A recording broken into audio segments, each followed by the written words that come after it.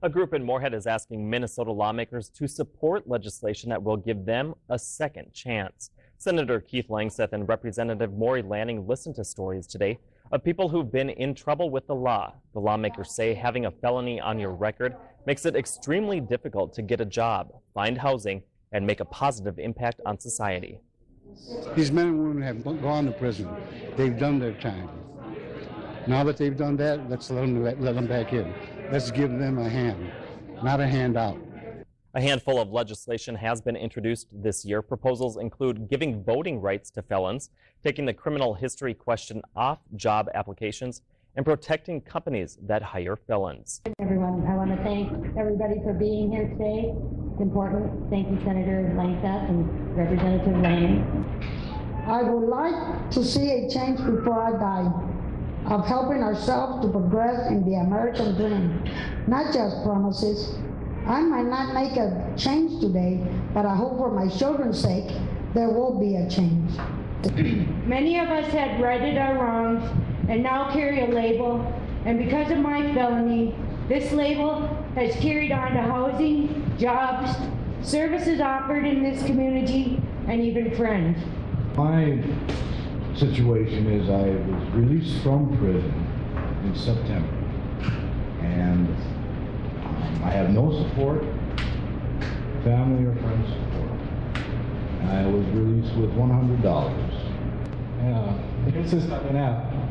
It's been hard. I've been looking for jobs, knocking on people's doors, and just trying to find to get into something to make a living. I have 3 children. They're very little, and they need their father in their life. Is that the reintegration of human beings back into our society is important. It's not just one person that's coming out or one voice right here. These are echoed thousands of times in the state. I am about ready to graduate from college as a social work student, or as a social worker. This summer, I will be doing my internship. I spent approximately 18 months appealing through the DHS, and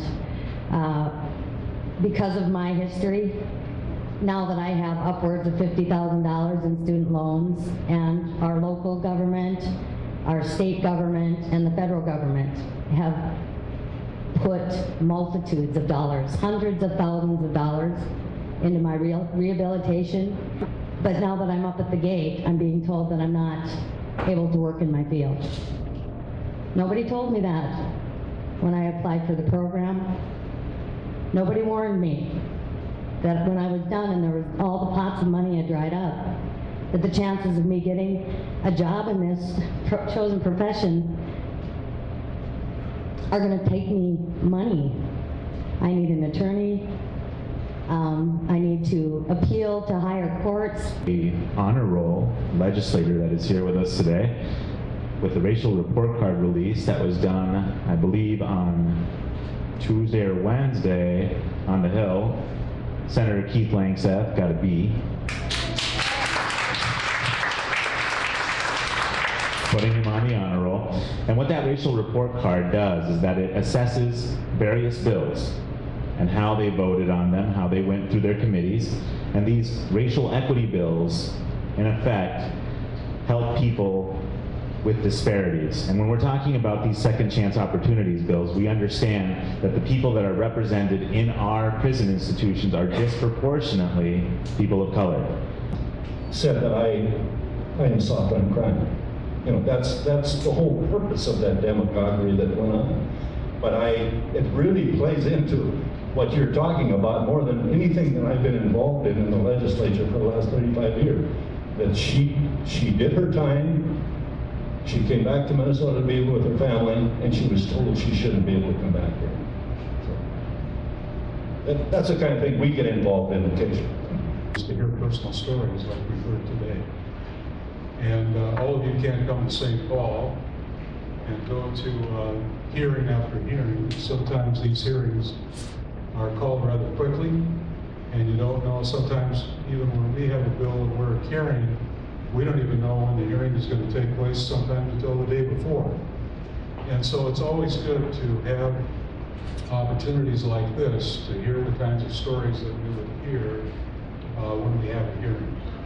But thank you very much for your input here today, and I certainly will take all of what you've had to say to heart, and we will look at what we can do to help. This little piece of pink paper, I think it's actually called salmon. I'm not too good with my colors. I just use the standard Roy G. Biv, and if it's not in there, I just associate it to the next closest color.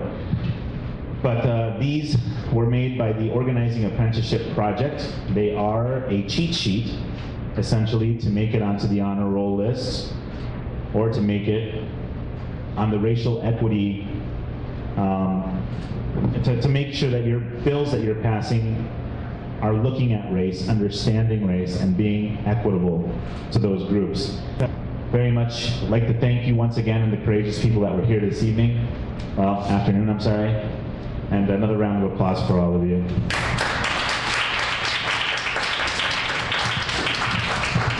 Thank you, Senator and Representative.